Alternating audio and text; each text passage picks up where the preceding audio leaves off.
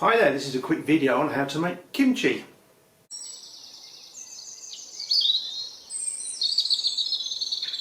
I know a little bit about fermentation anyway, but I did a course a little while ago and I learned so much on that. If you want to have a look at that, here's the blog for it on this QR code. There's loads of recipes for this Korean dish out there, but basically in my mind you want one Chinese leaf, about 150 grams of radishes, some gochujang paste to taste, some chives, which is just a handful of those, that's a substitute for a herb called bunchu, and about 5 spring onions. Other optional things you can put in include nampla, which is a very tasty sauce, carrots, ginger, garlic, and a whole host of other things. Right, time to get chopping. So traditionally you'll find this is left in quite big pieces, but I'm going to chop it quite small because I need to squash it afterwards. That's the radishes chopped. You can actually grate them as well for this dish, but I've decided to go for little rounds or halves of the big ones. And this represents mooli, which you can actually buy in Chinese supermarkets.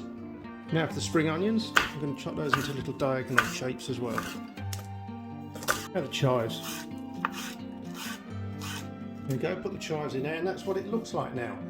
What we need to do now is measure out the salt and get squish in that.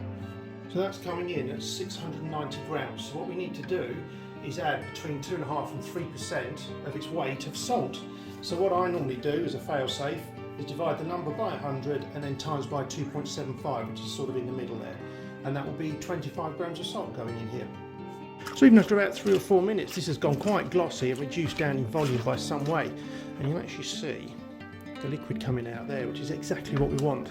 Now, what we're going to do is leave that, because obviously you've crushed the actual stalks and what have you, so that'll issue some more. But then we've got a backup plan to make while we're just waiting. Make about 100 to 150 millilitres of salt water with the same ratio of salt, so you're looking at sort of between 2.5 and 3. So I'll get on with that, and the idea is if you haven't got enough liquid to totally cover the kimchi ingredients, then you can just top it up with that. Just while we're waiting for the juice to issue, it's worth mentioning that the amount that we prepared here will make about 2 of these jam jars full. And now we're just about to bottle it, we need to put the gochujang in it, so that's going to be 2 spoonfuls like this.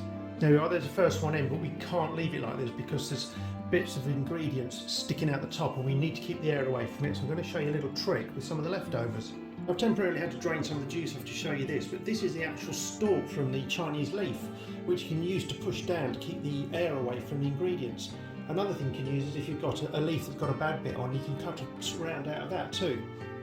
So just to recap in this, I'm just going to put a tiny bit of fish sauce in, because it's quite potent, and that's a little bit of shredded carrot, a little bit of ginger and a little bit of garlic. So I'll mix that in, let it have a little steep again and put it in the second jam jar. So there we are, that is 2 jam jars there with about a spoonful left over. Just because it's not fermented yet doesn't mean to say you can't eat it straight away. But obviously these jars will leave till the bubbles occur. So I'll finish that one off with Chinese leaf stalk, and that's just got cling film in to hold it down.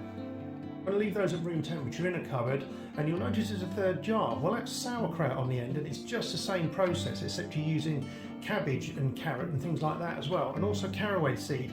Not everyone's favourite, but the idea of that is it helps calm the stomach, which counteracts the cabbage in there. So what I've done with that sauerkraut is taken a little drop of the juice out and put it into the other 2.